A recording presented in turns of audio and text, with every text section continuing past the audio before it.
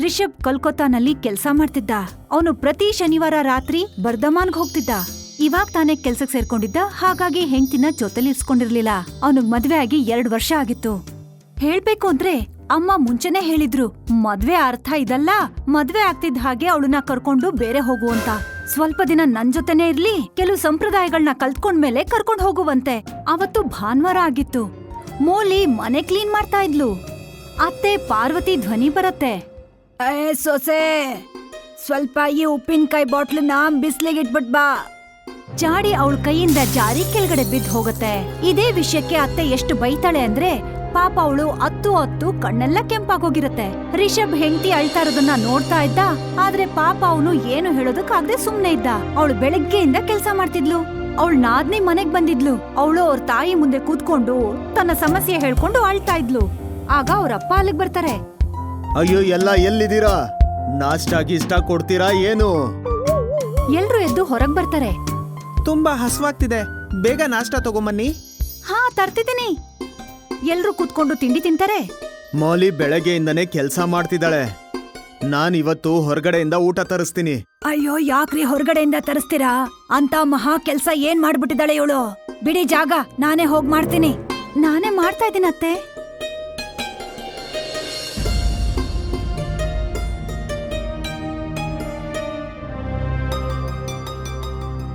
ಸರಿ ಮೌಲಿ, ನಮ್ ಜೊತೆ ನೀನು ಮಾರ್ಕೆಟ್ಗ್ ಬಾ. ಅಮ್ಮ ಮಾಡ್ಲಿ ಬಿಡು ಅಡ್ಗೆನ. ಪಾರ್ವತಿ ತೋರಿಸ್ಕೊಳಕ್ ಹೋಗಿದ್ಲು ಅಡ್ಗೆ ಮನೆಗೆ, ಆದ್ರೆ ಪಾಪ ಅದು ಉಲ್ಟಾ ಆಗೋಯ್ತು. ಹಾ, ಹೋಗಿ ತಿರ್ಗಾಡ್ಕೊಂಡ್ ಬನ್ನಿ ನೀವೆಲ್ರು. ನಾನು ಜೀವನ ಪೂರ್ತಿ ಕಳ್ದಿದ್ದೀನಿ, ಇವಾಗ್ಲೂ ಅಡ್ಗೆ ಮನೆಯಲ್ಲೇ ಕಳಿತೀನಿ. ಮೌಲಿ, ಅಪ್ರೂಪಕ್ ನೀನ್ ಮಾರ್ಕೆಟ್ಗ್ ಬಂದಿದ್ಯಾ? ಬಾ, ಫಿಲಂ ನೋಡ್ಕೊಂಡು ಹೋಗೋಣ, ಮತ್ತೆ ಸ್ವಲ್ಪ ಶಾಪಿಂಗ್ ಮಾಡ್ಕೊಂಡು ಮನೆಗೆ ಹೋಗೋಣ. ಅತ್ತೆ ಮತ್ತೆ ರಮಾ ಅಕ್ಕಂಗೆ ಸೀರೆ ತಗೊಳ್ಳೋಣ. ಶಾಪಿಂಗ್ ಮಾಡ್ತಾ ಮಾಡ್ತಾ ತುಂಬಾ ಲೇಟೇ ಆಗೋಯ್ತು. ಇವತ್ತು ಅತ್ತೆ ನನ್ ಗ್ರಾಚಾರ ಬಿಡಿಸ್ತಾರೆ. ನನಗ್ ಸಿಗೋದಂತೂ ಒಂದೇ ಸಂಡೇನೆ. ನಿನ್ ಜೊತೆ ಸಮಯ ಕಳಿಯೋದಕ್ಕೆ ನಾನು ಎಷ್ಟ್ ದೂರದಿಂದ ಬರ್ತೀನಿ. ಆದ್ರೆ ನೀನ್ ನೋಡಿದ್ರೆ ಪೂರ್ತಿ ದಿನ ಅಡ್ಗೆ ಮನೆಯಲ್ಲೇ ಕಳೀತಿಯಲ್ಲ. ಇಡೀ ದಿನ ಗಂಡ ಹೆಂಡತಿ ಇಬ್ರು ಒಟ್ಟಿಗೆ ಕಳೀತಾರೆ. ಸಂಜೆ ಮನೆಗ್ ಬಂದಾಗ ಅತ್ತೆ ಕೋಪ ಗಗನ ಮೀರಿ ಹೋಗಿತ್ತು. ನೀವಿಬ್ರು ಇಷ್ಟು ಬೇಗ ಯಾಕೆ ಮನೆಗ್ ಬಂದ್ರಿ? ಇನ್ನೂ ಒಂದ್ ಸ್ವಲ್ಪ ಹೊತ್ತು ಸುತ್ತಾಡ್ಕೊಂಡ್ ಬರ್ಬೇಕಿತ್ತು. ನನಗ್ ಚೆನ್ನಾಗ್ ಗೊತ್ತು, ನನ್ನ ಮಗಳು ಮನೆಗ್ ಬಂದ್ರೆ ನಿನ್ ಕೆಲ್ಸ ಜಾಸ್ತಿ ಆಗೋಗತ್ತಲ್ವಾ? ಅತ್ತೆ, ನಾನ್ ಯಾವತ್ತೂ ಒಬ್ಳು ಎಲ್ಲಿಗೋ ಹೋಗಿಲ್ಲ.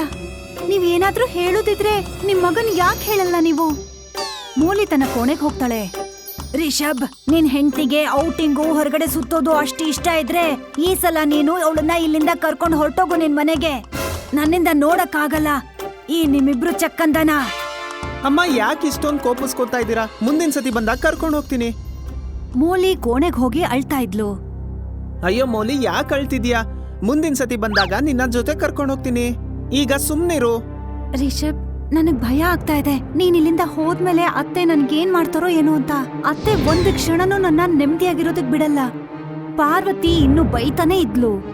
ರಿಷಬ್ ರಮಾ ಮತ್ತೆ ಅವನ್ ತಂಗಿಗ್ ತಂದಿದ್ದ ಸೀರೆ ಕೂಡ ಕೊಡ್ತಾನೆ. ನಿನ್ ಹೆಂಡತಿಗೂ ಸೀರೆ ತಗೊಂಡಿರ್ಬೇಕಲ್ಲ, ಅದನ್ ಮಾತ್ರ ನಮಗ್ ತೋರಿಸ್ಲೇ ಇಲ್ಲ. ಅಮ್ಮ, ನಾನು ಅಷ್ಟೊಂದು ದುಡ್ಡನ್ನ ದುಡಿಯೋದಿಲ್ಲ. ನಿಮ್ಗೇನ್ ಅನ್ಸುತ್ತೆ? ನಾನು ಅವಳಿಗೆ ಸ್ಯಾರಿ ಕೊಡ್ಸಕ್ ಕರ್ಕೊಂಡೋದೆ ಅಂತನಾ? ಅಮ್ಮ, ಅವಳು ಈ ಮನೆಗ್ ಬಂದು 2 ವರ್ಷ ಆಗ್ತಿದೆ. ಪಾಪ ಅವಳು ಏನನ್ನೂ ಕೇಳಲೇ ಇಲ್ಲ ಇದುವರೆಗೂ. ಒಂದಿನ ಹೊರಗ್ ಕರ್ಕೊಂಡೋದೆ ಅಂತ ಯಾಕೆ ಇಷ್ಟೊಂದು ಕೋಪಿಸ್ಕೊಂಡಿದ್ದೀರಾ? ಹಾಗಾದ್ರೆ ಕರ್ಕೊಂಡ್ ಹೋಗಪ್ಪ, ಯಾರ್ ಬೇಡ ಅಂದಿರೋದು? ರಿಷಬ್ಗೆ ಮಾತು ಮುಂದುವರ್ಸೋದು ಇಷ್ಟ ಇರ್ಲಿಲ್ಲ. ಅವನು ತನ್ನ ರೂಮಿಗೆ ಹೊರಟೋಗ್ತಾನೆ. ಅವ್ರ ಅಮ್ಮನ್ ಕೋಪ ಇನ್ನೂ ಕಡಿಮೆನೆ ಆಗಿರೋದಿಲ್ಲ. ಅಷ್ಟ್ ಹೊತ್ತಿಗೆ ಒಂದು ದಿನ ಮೋಲಿ ತವ್ರ ಮನೆಯಿಂದ ಅವ್ರಪ್ಪ ಅವಳನ್ನ ಕರ್ಕೊಂಡ್ ಹೋಗೋಕೆ ಅಂತ ಬಂದಿರ್ತಾರೆ. ಅವ್ರಮ್ಮನ್ಗೆ ಆಪರೇಷನ್ ಆಗೋದ್ರಲ್ಲಿತ್ತು. ಹಾ, ಕರ್ಕೊಂಡ್ ಹೋಗಿ ನಿಮ್ ಮುದ್ದಿನ ಮಗಳನ್ನ. ಎಷ್ಟು ದಿನ ಬೇಕೋ ಅಷ್ಟು ದಿನ ನಿಮ್ಮನೆಲ್ಲೇ ಇರಿಸ್ಕೊಳ್ಳಿ. ನನಗೇನ್ ಬೇಜಾರಿಲ್ಲ ಬಿಡಿ. ಅತ್ತೆ, ಯಾಕಿಷ್ಟೊಂದ್ ಬೇಜಾರ್ ಮಾಡ್ಕೊಂಡಿದ್ದೀರಾ? 2-3 ದಿನದಲ್ಲಿ ನಾನು ವಾಪಸ್ ಹೋಗು. ಯಾರ್ ತಡ್ದಿರೋರ್ ನಿನ್ನ?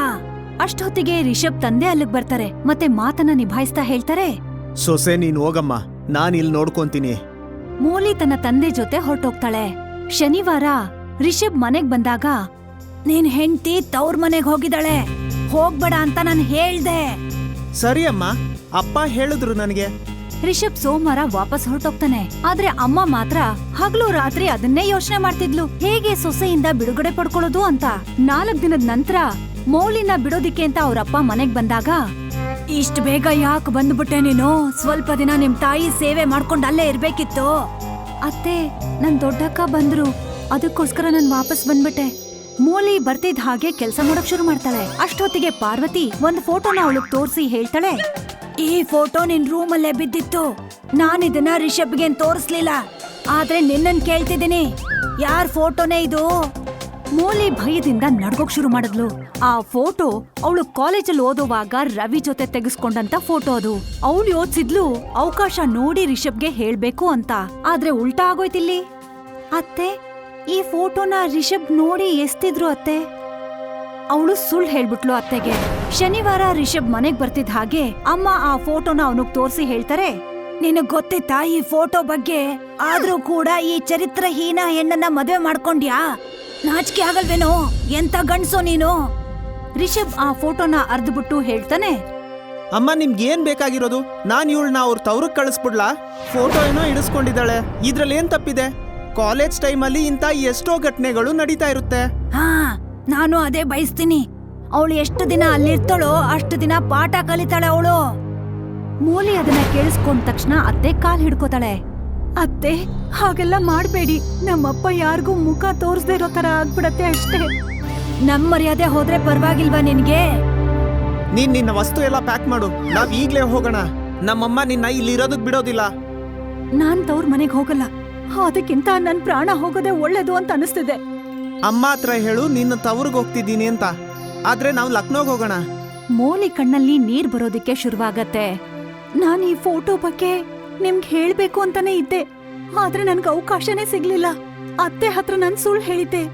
ನನಗ್ ಮೊದ್ಲೇ ಗೊತ್ತಿತ್ತು ಆ ಹುಡ್ಗನ್ ಜೊತೆ ನೀನು ಮದ್ವೆ ಆಗ್ಬೇಕಾಗಿತ್ತು ಅಂತ. ಆದ್ರೆ ಅವನು ಬೇರೆ ಜಾತಿಯವನು ಅಂತ ನಿಮ್ಮಪ್ಪ ಅಮ್ಮ ಇದಕ್ ಒಪ್ಕೊಂಡಿಲ್ಲ. ನಿಮ್ಮಪ್ಪ ನನ್ಗೆ ಇದನ್ನ ಮೊದ್ಲೇ ಹೇಳಿದ್ರು. ಬಾ ಬೇಗ ನಡಿ, ಇಲ್ಲಂದ್ರೆ ಲೇಟ್ ಆಗ್ಬಿಡುತ್ತೆ. ಗಂಡ ಹೆಂಡತಿ ಇಬ್ರು ಲಕ್ನೋಗ್ ಹೊರಟೋಗ್ತಾರೆ. ಅಮ್ಮ ತೃಪ್ತಿಯಾಗಿರ್ತಾಳೆ, ಯಾಕಂದ್ರೆ ತಾಯಿ ಮಾತನ್ನ ಕೇಳಿ ತವ್ರ ಮನೆಗ್ ಹೆಂಡತಿನ ಕಳ್ಸಿದಾನೆ ಅಂತ. ಸ್ವಲ್ಪ ದಿನಗಳ ತನಕ ರಜದ ದಿನಗಳಲ್ಲಿ ರಿಷಬ್ ಮನೆಗ್ ಬರಲ್ಲ. ಸ್ವಲ್ಪ ದಿನದಿಂದ ತಂದೆಗೆ ಹುಷಾರ್ ಕೂಡ ಇರಲ್ಲ. ಆಗ ತಾಯಿ ಒಂದು ಪತ್ರ ಬರ್ದು ರಿಷಬ್ಗೆ ವಿಷಯ ತಿಳಿಸ್ತಾರೆ. ರಿಷಬ್ ಬಂದು ಅವರಪ್ಪನ್ನ ಜೊತೆಲ್ ಕರ್ಕೊಂಡ್ ಹೋಗ್ತಾನೆ. ಅಯ್ಯೋ ಮಗ್ನೆ, ನಾನ್ ಇದೇ ಚಿಂತೆಯಲ್ಲಿ ಹುಷಾರ್ ತಪ್ಪೋಗಿದ್ದೆ. ನಮ್ಮ ಸೊಸೆ ಎಷ್ಟ್ ದಿನ ಅಂತ ತವರಲ್ಲೇ ಇರ್ತಾಳೆ ಅಂತ. ಒಂದ್ ಹೆಣ್ಣಿಗೆ ಹೆಣ್ಣೆ ವೈರಿ. ನೀನ್ ಇವಳನ್ನ ಅಲ್ಲಿಂದ ಕರ್ಕೊಂಬಂದು ಒಳ್ಳೇದೇ ಮಾಡ್ದೆ. ಅಪ್ಪ, ನಾನ್ ಏನೇ ಮಾಡಿದ್ರು ಅತ್ತೆನ ಖುಷಿ ಪಡ್ಸೋದಕ್ಕಾಗ್ಲಿಲ್ಲ. ಮಗಳೇ, ಕೆಲವೊಬ್ರು ಅವ್ರ ಬಗ್ಗೆ ಮಾತ್ರ ಯೋಚನೆ ಮಾಡ್ತಾರೆ. ಅವ್ರಿಗೆ ಮಗ ಮಗಳು ಯಾರ ಸಂತೋಷನೂ ಮುಖ್ಯ ಅನ್ಸೋದಿಲ್ಲ. ಅವ್ರಿಗೆ ಸಂತೋಷ ಸಿಗೋದು ಅವ್ರ ಅಹಮ್ಮನ್ನ ಸಂತೋಷ ಪಡಿಸಿದಾಗ ಮಾತ್ರ. ಪಾರ್ವತಿ ಅಂತವ್ರಲ್ಲೇ ಒಬ್ಳು. ತಂದೆನ ಹಾಸ್ಪಿಟಲ್ ತೋರಿಸ್ತಾನೆ. ಅವ್ರು ಹುಷಾರಾದ್ಮೇಲೆ ವಾಪಸ್ ಬಂದಾಗ, ನಾನಂತೂ ಈಗ ಪೂರ್ತಿ ಸರಿ ಹೋಗಿದ್ದೀನಿ. ಈಗ ಸೊಸೆನ ಕರಿ, ಎಲ್ಲಿವರೆಗೂ ತವರಲ್ಲೇ ಇರ್ತಾಳೆ. ಏನು ಬೇಕಾಗಿಲ್ಲ, ಅವಳಲ್ಲೇ ಇರ್ಲಿ. ಮಾರನೇ ದಿನ ಮೋಲಿ ತಂದೆ ಯಾವ್ದೋ ಕೆಲ್ಸದ ಮೇಲೆ ಆ ಊರಿಗೆ ಬಂದಿದ್ರು. ಹಾಗಾಗಿ ಮನೆಗ್ ಬಂದ್ರು. ಈಗ ಗೋಳ ಆಡ್ಕೊಂಡು ಕೇಳ್ತಾನೆ, ನಿಮ್ ಸೊಸೆನ ವಾಪಸ್ ಕರ್ಕೊಂಡ್ ಬನ್ನಿ ಅಂತ. ಆದ್ರೆ ನಾನೇನ್ ಕಮ್ಮಿ ಇಲ್ಲ, ಸರಿಯಾಗಿ ಬೈದ್ ಕಳಿಸ್ತೀನಿ ಅವ್ರನ್ನ. ಮೋಲಿಯಲ್ಲಿ ಕಾಣಿಸ್ತಾನೆ ಇಲ್ವಲ್ಲ? ಅವಳು ಇವಾಗ ಇಲ್ಲಿರೋದಿಲ್ಲ. ರಿಷಬ್ಗೆ ಊಟ ತಿಂಡಿಗೆಲ್ಲ ಕಷ್ಟ ಆಗ್ತಿತ್ತು, ಅದಕ್ಕೆ ಅವನು ಅವಳನ್ನ ಕರ್ಕೊಂಡು ಹೋದ. ಪಾರ್ವತಿ ಆ ವಿಷಯ ಕೇಳ್ತಿದ್ ಹಾಗೆ ಅವಳಿಗೆ ಆಶ್ಚರ್ಯ ಆಗತ್ತೆ. ಅವಳು ಮನೆಯಲ್ಲೇ ಅವಳಿಗೆ ಇಷ್ಟು ದೊಡ್ಡ ಮೋಸ ಆಗಿದೆ ಅಂತ. ಅವ್ರು ಹೋದ್ಮೇಲೆ, ಇಂಥ ಮಗ ಇರೋದ್ರಿಂದ ನನ್ಗೆ ಗಂಡ ಮಕ್ಳಿಲ್ಲ ಅಂದಿದ್ರೇನೆ ಚೆನ್ನಾಗಿರ್ತಿತ್ತು. ನಿನ್ನಂತ ಹೆಂಗಸರ್ಗೆ ಹೀಗೆ ಆಗ್ಬೇಕು. ಮಕ್ಕಳ ಸುಖ ಸಂತೋಷದ ಜೀವನದ ಬಗ್ಗೆ ನಿನ್ಗೆ ಸ್ವಲ್ಪನೂ ಕಾಳಜಿನೇ ಇಲ್ಲ. ಆಗ ನಿನ್ ಮಗಳು ಮನೆಯಿಂದ ಓಡೋಗಿ ಮದ್ವೆ ಆಗ್ಬೇಕು ಅಂತ ನಿರ್ಣಯ ಮಾಡಿದ್ಲಲ್ಲ, ಎಲ್ಲೋಗಿತ್ತು ಆಗ ನಿನ್ನ ಮರ್ಯಾದಿ?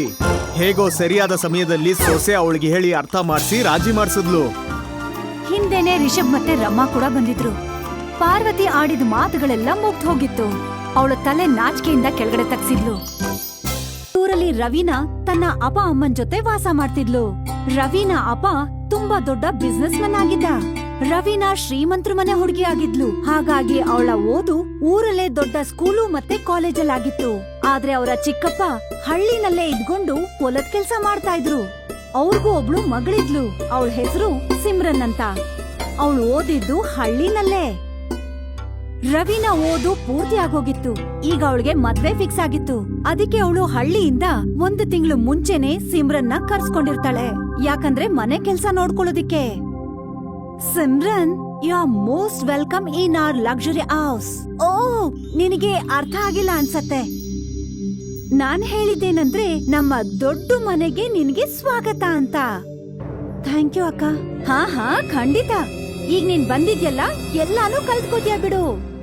ಹೇಗೂ ನೀನು ಹಳ್ಳಿನಲ್ಲಿ ಇಂಗ್ಲಿಷ್ ಅಂತೂ ಕಲ್ತಿರಲ್ಲ. ನಿಮ್ಮಪ್ಪ ನಿನ್ನನ್ನ ಸರ್ಕಾರಿ ಸ್ಕೂಲಲ್ಲಿ ಓದ್ಸಿರೋದಲ್ವಾ? ಅಕ್ಕ, ಹಳ್ಳಿನಲ್ಲಿ ಸರ್ಕಾರಿ ಸ್ಕೂಲೇ ಅಲ್ವಾ ಇರೋದು? ಹಾ ನನಗ್ ಅರ್ಥ ಆಯ್ತು.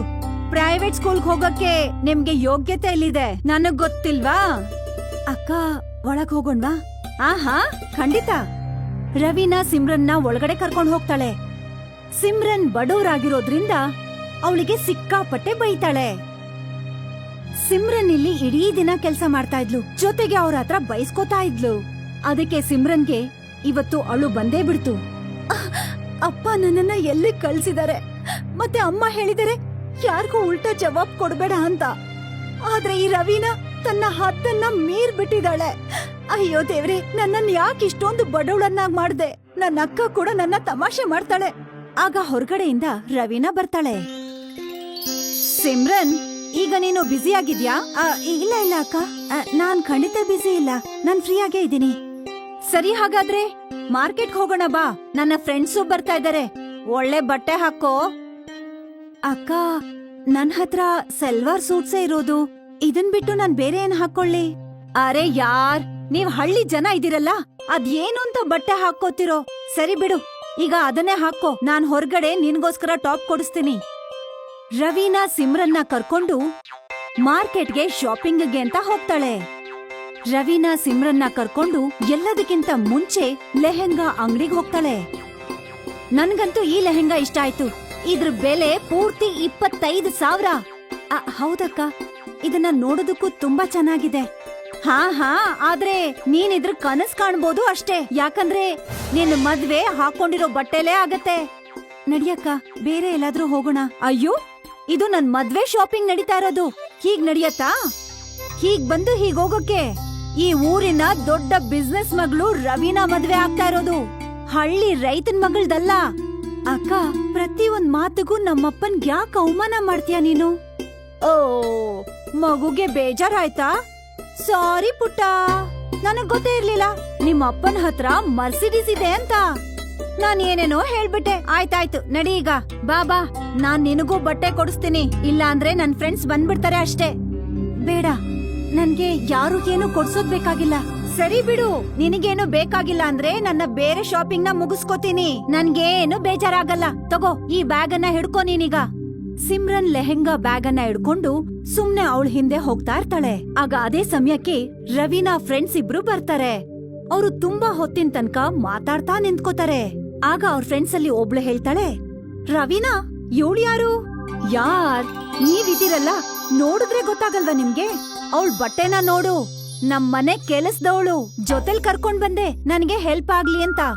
ಹಾ ಯಾರ್, ಕೆಲಸದವ್ರಿದ್ರೆ ಎಲ್ಲ ಕೆಲ್ಸ ಎಷ್ಟ್ ಈಸಿ ಆಗತ್ತೆ ಅಲ್ವಾ? ಈ ಮಾತನ್ನ ಸಿಮ್ರನ್ ಕೂಡ ಕೇಳಿಸ್ಕೊತಾಳೆ. ಮತ್ತೆ ಅವಳ ಕಣ್ಣಲ್ಲಿ ನೀರ್ ಬರತ್ತೆ. ಸಿಮ್ರನ್ ನಿರ್ಧಾರ ಮಾಡ್ತಾಳೆ, ಇನ್ ಮುಂದೆ ಈ ಊರಲ್ಲಿ ನಾನಿರಲ್ಲ ಅಂತ. ಅಕ್ಕ, ನಾನ್ ನನ್ನ ಹಳ್ಳಿಗೆ ಹೋಗ್ತಾ ಇದ್ದೀನಿ. ಹಾ ಹೋಗು, ನಾನೇ ನಿನ್ನ ತಡಿತಾ ಇದ್ದೀನಾ? ಆದ್ರೆ ಇವತ್ತೊಂದು ದಿನ ಉಳ್ಕೋ, ಯಾಕಂದ್ರೆ ಇವತ್ ಹುಡ್ಗ ನನ್ನ ಮೀಟ್ ಮಾಡಕ್ ಬರ್ತಿದ್ದಾನೆ. ನೀನ್ ನನ್ ಮುದ್ದಿನ ತಂಗಿ ಅಲ್ವಾ, ಇವತ್ತು ನನ್ಗೊಂದಿನ ಹೆಲ್ಪ್ ಮಾಡು. ಸರಿ, ಇವತ್ತೊಂದು ದಿನ ಉಳ್ಕೋತೀನಿ, ಆದ್ರೆ ನಾಳೆ ನಾನು ಹೊರಟ್ಬಿಡ್ತೀನಿ. ಆಯ್ತು, ನಿನ್ಗಿಲ್ಲಿರೋದಕ್ ಮನ್ಸಿಲ್ಲ ಅಂದ್ರೆ ನಾನೇ ನಿನ್ನ ಬಿಟ್ಟು ಬರ್ತೀನಿ. ಹೇಳ್ಬೇಕಂದ್ರೆ ಈ ಮನೇಲಿ ನಿನ್ಗೆ ಏನ್ ಕಮ್ಮಿ ಆಗಿದೆ? ಎಲ್ಲ ಜಾಸ್ತಿನೇ ಇದೆಲ್ಲ. ಸಿಮ್ರನ್ ರವೀನಾ ಮಾತನ್ನ ಕೇಳ್ತಾಳೆ. ಮತ್ತೆ ಸಂಜೆ ಮದ್ವೆ ಹುಡ್ಗ ವಿಜಯ್ ಕೂಡ ಬರ್ತಾನೆ. ಸಿಮ್ರನ್ ಅವನನ್ನ ತುಂಬಾ ಚೆನ್ನಾಗ್ ನೋಡ್ಕೋತಾಳೆ. ವಿಜಯ್ ಅಲ್ಲಿಂದ ಹೊರಟೋಗ್ತಾನೆ, ಮತ್ತೆ ಮದ್ವೆ ಡೇಟ್ ಕೂಡ ಫಿಕ್ಸ್ ಆಗತ್ತೆ. ಆದ್ರೆ ಸಿಮ್ರನ್ ತನ್ನ ಮನೆಗ್ ವಾಪಸ್ ಹೋಗ್ಲಿಲ್ಲ. ಅವಳು ರವೀನಾ ಹತ್ರನೇ ಉಳ್ಕೋತಾಳೆ. ಮತ್ತೆ ಎಲ್ರೂ ಕಾಯ್ತಾ ಇದ್ದಂತ ಆ ದಿನ ಕೂಡ ಬಂದೇ ಬಿಡ್ತು. ಮತ್ತೆ ರವೀನಾ ಅಪ್ಪ ತುಂಬಾ ಚೆನ್ನಾಗಿ ಅರೇಂಜ್ಮೆಂಟ್ಸ್ ಮಾಡಿದ್ರು. ಹಳ್ಳಿಯಿಂದ ಸಿಮ್ರನ್ ಅಪ್ಪ ಅಮ್ಮ ಸಹ ಬಂದಿದ್ರು. ಉಂಗ್ರ ಬದಲಾಯಿಸೋಂತ ಶಾಸ್ತ್ರ ಶುರುವಾಯ್ತು. ನಾನು ರವೀನಾಗೆ ಉಂಗ್ರ ತೋರ್ಸೋದಿಲ್ಲ. ಎಷ್ಟು ಧೈರ್ಯ ನಿನ್ಗೆ ಎಲ್ರು ಮುಂದೆ ಈ ರೀತಿ ಮಾತಾಡೋದಿಕ್ಕೆ? ನಿನಗ್ ಗೊತ್ತಿಲ್ವಾ, ಈ ಊರಲ್ಲೇ ದೊಡ್ಡ ಶ್ರೀಮಂತರ ಮಗಳ ನಾನು. ನನಗ್ ನಿನ್ ಬಗ್ಗೆ ಎಲ್ಲ ಗೊತ್ತಿದೆ, ಅದಕ್ಕೆ ಆಗೋದಿಲ್ಲ ಅಂತ ಹೇಳ್ತಿದೀನಿ. ನಾನ್ ಸಿಮ್ರನ್ ನಮ್ಮ ಮದ್ವೆ ಆಗ್ತೀನಿ. ನಿನ್ಗೇನಾದ್ರೂ ತಲೆ ಕೆಟ್ಟಿದ್ಯಾ? ಅವಳ ಬಗ್ಗೆ ಗೊತ್ತಾ ನಿನ್ಗೆ? ನನ್ಗೆ ನಿನ್ಗಿನ ಮುಂಚೆ ಸಿಮ್ರನ್ ಗೊತ್ತಿತ್ತು. ಆಮೇಲೆ ಇನ್ನೊಂದು, ಈ ಎಲ್ಲ ಆಟ ನಾಡಿದ್ದು ನಿನ್ನ ಮುಖವಾಡನ ಬಯಲ್ ಮಾಡೋದಕ್ಕೆ. ನೀನ್ ಹಣದಲ್ಲಿ ಶ್ರೀಮಂತ ಇರ್ಬೋದು, ಆದ್ರೆ ನನಗೆ ಧೂಳಿಗೆ ಸಮಾನ, ಯಾಕಂದ್ರೆ ನಿನ್ನಲ್ಲಿ ಹೃದಯ ಇಲ್ಲ. ಆದ್ರೆ ಸಿಮ್ರನ್ಗೆ ಹಣದಲ್ಲಿ ಬಡತನ ಇರ್ಬೋದು, ಆದ್ರೆ ಅವಳ ಹೃದಯ ಶ್ರೀಮಂತವಾದದ್ದು. ಮತ್ತೆ ಅವಳು ಊರಿನ ಮಕ್ಕಳಿಗೆಲ್ಲ ದಿನ ಫ್ರೀ ಆಗಿ ಪಾಠ ಹೇಳ್ಕೊಡ್ತಾಳೆ. ಅವ್ರ ಊರಲ್ಲಿ ಸ್ಕಿಲ್ ಡೆವಲಪ್ಮೆಂಟ್ ಕೋಚಿಂಗ್ ಸೆಂಟರ್ ಕೂಡ ಇದೆ, ಅದು ಕೂಡ ಪೂರ್ತಿ ಫ್ರೀ. ನಮ್ಮಿಬ್ಬರಿಗೂ ಒಬ್ರನ್ನೊಬ್ರು ಮೊದ್ಲಿಂದನೂ ಗೊತ್ತಿತ್ತು. ನಿನ್ನ ಸ್ವಯರೂಪನ ತಿಳ್ಕೊಳ್ಳೋದಕ್ಕೆ ಇದೆಲ್ಲ ಮಾಡಿದ್ವಿ. ವಿಜಯ್ ಮತ್ತೆ ಸಿಮ್ರನ್ಗೆ ಮದ್ವೆ ಆಗತ್ತೆ. ಮತ್ತೆ ರವಿನ ದುರಹಂಕಾರ ಚೂರ್ ಚೂರ್ ಆಗೋಗತ್ತೆ. ನವೀನ್ ಅನ್ನೋನು ಒಬ್ಬ ಮೆಕ್ಯಾನಿಕ್ ಆಗಿದ್ದ. ತನ್ನ ತಂಗಿ ನಿಶಾನ ಕರ್ಕೊಂಡು ಬೈಕಲ್ಲಿ ಕಾಲೇಜಿಗೆ ಬಿಡಕ್ ಹೋಗಿದ್ದ. ದಾರಿನಲ್ಲಿ ನಿಶಾ ಸ್ನೇಹಿತರು ನಿಶಾನ ಗುರಾಯಿಸ್ತಾ ಇದ್ರು. ನಿಶಾಗೆ ಇದನ್ನ ನೋಡಿ ಎಂಬ್ಯಾರೆಸ್ ಆಗ್ತಾ ಇತ್ತು. ಅಣ್ಣ ಸಾಕು ಇಲ್ಲೇ ಬಿಟ್ಬಿಡಿ ಸಾಕು. ಆದ್ರೆ ಪುಟ್ಟ, ನಿಮ್ಮ ಕಾಲೇಜ್ ತುಂಬಾ ದೂರ ಇದೆಯಲ್ವಾ? ಹಾ, ಆದ್ರೆ ನೀವ್ ನನ್ನ ಇಲ್ಲೇ ಬಿಡಿ ಸಾಕು. ಆದ್ರೆ ಯಾಕೆ? ಅಣ್ಣ, ನಾನ್ ಹೇಳ್ದೆ ತಾನೇ ಇಲ್ಲೇ ಬಿಟ್ರೆ ಸಾಕು ಅಂತ. ನಾನ್ ಮನೆಗ್ ಬಂದ್ಮೇಲೆ ಹೇಳ್ತೀನಿ. ನವೀನ್ ನಿಶಾನ ಅಲ್ಲೇ ಬಿಟ್ಟು ತನ್ನ ಕೆಲ್ಸಕ್ಕೆ ಮುಂದೆ ಹೋಗ್ತಾನೆ. ನಿಶಾ ಅಲ್ಲಿಂದ ಸ್ವಲ್ಪ ಮುಂದೆ ಹೋಗ್ತಿದ್ದ ಹಾಗೆ ಅಲ್ಲಿ ಅವಳ ಫ್ರೆಂಡ್ ಅವಳಿಗೆ ಸಿಗ್ತಾಳೆ. ಅದು ನಿನ್ನ ಬಿಡಕ್ ಬಂದಿದ್ರಲ್ಲ, ಯಾರವ್ರು? ಯಾರು ಇಲ್ಲ. ಹಾಗೆ ನಿನ್ ಬಾಯ್ ಫ್ರೆಂಡ್ ಅವರು? ಇಲ್ಲ, ಅವನು ನನ್ನ ಅಣ್ಣ. ನಿನ್ ಅಣ್ಣನಾ? ನೋಡೋದಿಕ್ಕೆ ಮೆಕ್ಯಾನಿಕ್ ತರ ಇದ್ದ? ಹಾ, ಅವನು ಮೆಕ್ಯಾನಿಕ್. ಅವನು ನನ್ನ ದೂರದ ಅಣ್ಣ. ಅದೇ ನಾನು ಯೋಚಿಸ್ತಿದ್ದೆ, ಒಬ್ಬ ಮೆಕ್ಯಾನಿಕ್ ತಂಗಿ ಇಷ್ಟು ದೊಡ್ಡ ಕಾಲೇಜಲ್ಲಿ ಓದೋಕ್ ಹೇಗ್ ಸಾಧ್ಯ ಅಂತ. ಅದನ್ನೆಲ್ಲ ಬಿಟ್ಬಿಡು, ಇವಾಗ ಹೇಳು, ಏನ್ ಸ್ಪೆಷಲ್ ಇವತ್ತಿನ ದಿನ? ತನ್ನ ಸ್ನೇಹಿತರ ಮಾತನ್ನ ಕೇಳಿ ನಿಶಾಗೆ ತನ್ನ ಆರ್ಥಿಕ ಪರಿಸ್ಥಿತಿ ಮೇಲೆ ತುಂಬಾ ಕೋಪ ಬರ್ತಿತ್ತು.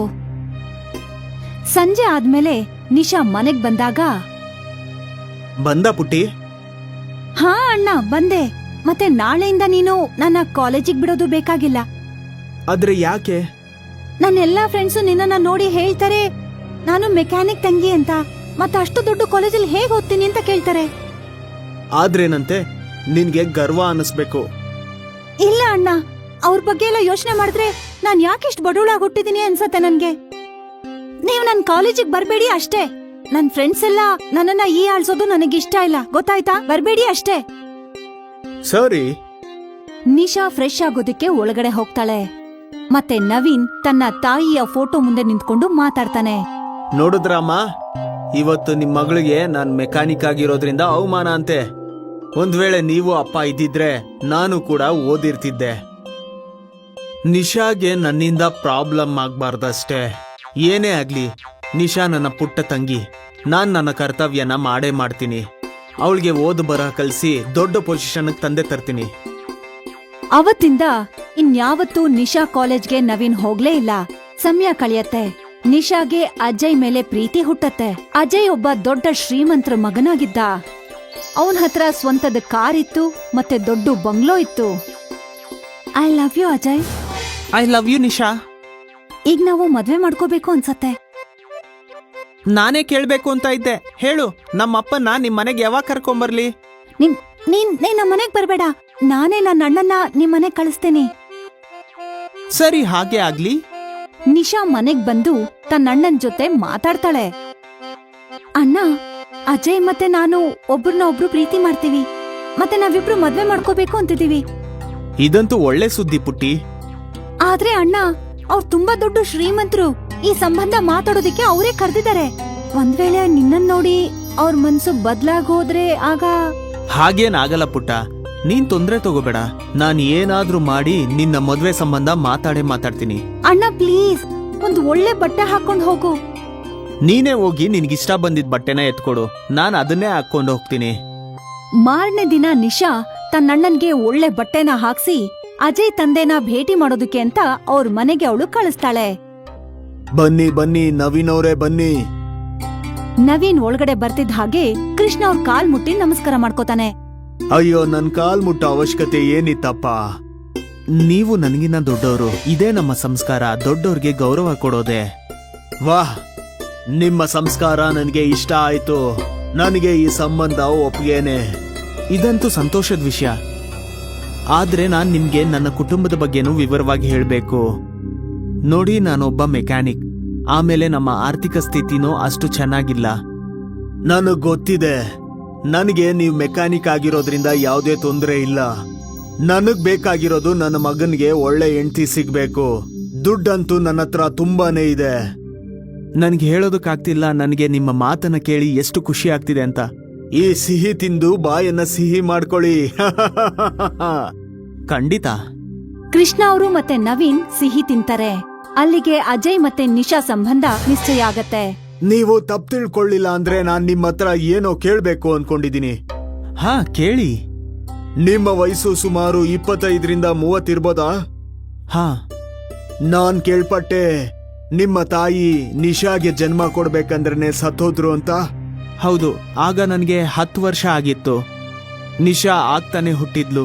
ನಮ್ಮಮ್ಮ ನಿಶಾನ ನನ್ನ ಕೈಯಲ್ಲಿ ಕೊಟ್ಟು ಮತ್ತೆ ನನ್ಗೆ ಹೇಳಿದ್ರು, ಇವತ್ತಿಂದ ಅವಳ ಜವಾಬ್ದಾರಿ ನಿಂದಪ್ಪ.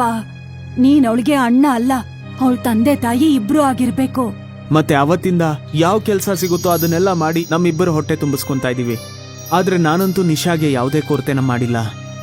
ಅವಳನ್ನ ಒಳ್ಳೆ ಸ್ಕೂಲಲ್ಲಿ ಓದಿಸ್ದೆ, ಮತ್ತೆ ಒಳ್ಳೆ ಕಾಲೇಜಿಗೆ ಸೇರ್ಸಿದೀನಿ. ನನ್ಗೆ ಏನ್ ಬೇಕಂದ್ರೂ ಆಗ್ಲಿ, ಆದ್ರೆ ನಿಶಾಗೆ ಎಲ್ಲನೂ ಒಳ್ಳೇದನ್ನೇ ಕೊಟ್ಟಿದ್ದೀನಿ. ಇದನ್ನೆಲ್ಲ ಕೇಳಿ ನನಗೆ ನಿನ್ ಮೇಲಿರೋ ಗೌರವ ಜಾಸ್ತಿ ಆಗ್ತಿದೆ. ನಾವು ಆದಷ್ಟು ಬೇಗ ನಿಶಾ ಮತ್ತೆ ನನ್ ಮಗನ್ಗೆ ಮದ್ವೆ ಮಾಡಿಸ್ಬೇಕು. ನಿಶಾ ಮತ್ತೆ ಅಜಯ್ಗೆ ತುಂಬಾ ಜೋರಾಗಿ ಮದ್ವೆ ಆಗತ್ತೆ. ನವೀನ್ ತನ್ನ ಜವಾಬ್ದಾರಿನ ತುಂಬಾ ಚೆನ್ನಾಗಿ ನಿಭಾಯಿಸ್ತಾನೆ. ಮದ್ವೆ ಆಗಿ 2 ವರ್ಷ ಆದ್ಮೇಲೆ ನಿಶಾ ಗರ್ಭವತಿ ಆಗಿದ್ಲು. ಇಡೀ ಕುಟುಂಬ ಖುಷಿಯಾಗಿತ್ತು. ಈ ವಿಷಯ ನಿಮ್ಮ ಅಣ್ಣಂಗೂ ಹೇಳ್ಬಿಡು. ಇಲ್ಲ ಇಲ್ಲ, ಅವ್ರಿಗೆ ಹೇಳೋದ್ ಬೇಡ. ಅವನಿಲ್ಲಿಗೆ ಓಡ್ಕೊಂಡ್ ಬರ್ತಾನೆ. ಮತ್ತೆ ನಿನಗ್ ಗೊತ್ತಿದೆ ಅಲ್ವಾ, ಅವನೊಬ್ಬ ಮೆಕ್ಯಾನಿಕ್ ಅಂತ. ಮತ್ತೆ ನಾವು ಇಷ್ಟೊಂದು ಶ್ರೀಮಂತರು ಚೆನ್ನಾಗನ್ಸೋದಿಲ್ಲ. ನಿಶಾ ಹೇಳಿದ ಈ ಮಾತನ್ನ ಕೃಷ್ಣ ಕೇಳಿಸ್ಕೋತಾರೆ.